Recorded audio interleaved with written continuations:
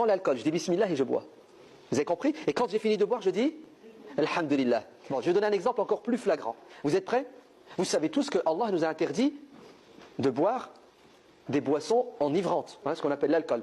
Bon. Nous allons faire la lecture de quelques versets coraniques et vous-même, vous allez juger en fonction de ce que lui a dit et ce que nous allons faire la lecture. Lisons. Surat 16, verset 67. Nous lisons. Des fruits des palmiers et des vignes, virgule, vous retirez une boisson enivrante et un aliment excellent. Des fruits des palmiers et des vignes, vous retirez une boisson enivrante et un aliment excellent. Il y a vraiment là un signe pour des gens qui raisonnent. Donc, dans les palmiers et dans les vignes, nous allons retirer une boisson enivrante. Et tous ceux qui retirent dans palmiers des boissons enivrantes et des vignes des boissons enivrantes sont des gens qui raisonnent de manière correcte selon Allah. Toute personne qui se dit musulman mais qui ne boit pas du bandit blanc, les Ivoiriens connaissent de quoi je parle, c'est que tu n'es pas une personne qui raisonne. Je continue la lecture. Surat 16, verset 10 à 11. C'est lui qui du ciel a fait descendre de l'eau, qui vous sert de boisson et grâce à laquelle poussent des plantes dont vous nourrissez vos troupeaux. Verset 11. D'elle, il fait pousser pour vous les cultures, les oliviers, virgule, les palmiers, virgule, les vignes et aussi toutes sortes de fruits. Point. Voilà, bien là, une preuve pour des gens qui réfléchissent. La lecture précédente, il est dit, dans les palmiers, nous allons retirer une boisson enivrante. Donc j'appelle du bandit blanc. Et pour d'autres peuples, ils prennent ça pour faire du koutoukou, du liqueur.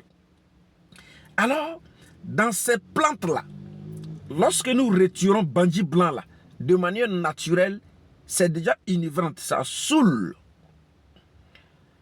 Et ici, Allah dit, tous ceux qui retirent ces boissons enivrantes dans ces palmiers ou dans ces fruits-là, sont des gens qui réfléchissent.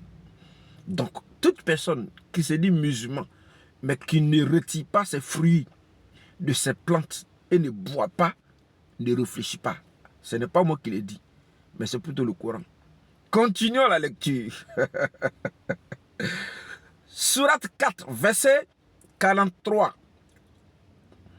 Oh, les croyants, n'approchez pas de la Salah alors que vous êtes ivres, virgule, jusqu'à ce que vous compreniez ce que vous dites. Donc ici, lorsque tu es saoulé, ce n'est pas la peine de venir à la mosquée. Ce n'est pas la peine de venir prier. Parce que tu ne sauras pas ce que tu vas dire ou ce que tu diras. Et cela est logique. Quelqu'un qui est saoulé, tu vas le faire quoi à la mosquée? Donc, si tu as bu un peu, reste à la maison. Il ne faut pas aller à la mosquée. Selon ce que le Coran dit. Ce n'est pas moi qui le dis.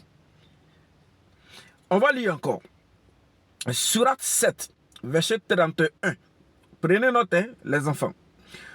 Oh, enfants d'Adam, dans chaque lieu de Salah, portez vos parures, entre parenthèses, vos habits, et mangez et buvez, et ne commettez pas d'excès, car Allah n'aime pas ceux qui commettent des excès. Ce n'est pas de l'eau que tu vas aller boire dans une fête. Parce que déjà, un être humain de nature boit de l'eau. Donc, ici, Allah te dit, il faut boire, il faut manger. faut pas commettre de l'excès. En réalité, boire de l'alcool n'est pas un péché. Ivrognerie est un péché. L'ivrognerie est un péché. Mais boire de l'alcool, ce n'est pas un péché. Ce n'est pas encore fini. Lisons encore. Sourate 16, verset 69. Écoutons. Puis mangez de toute espèce de fruits et suivez les sentiers de votre Seigneur, rendus faciles pour vous.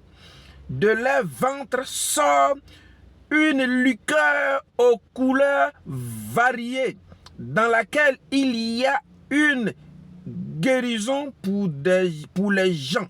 Ici, Allah vous demande de boire les jaunes amers, une liqueur aux couleurs variées.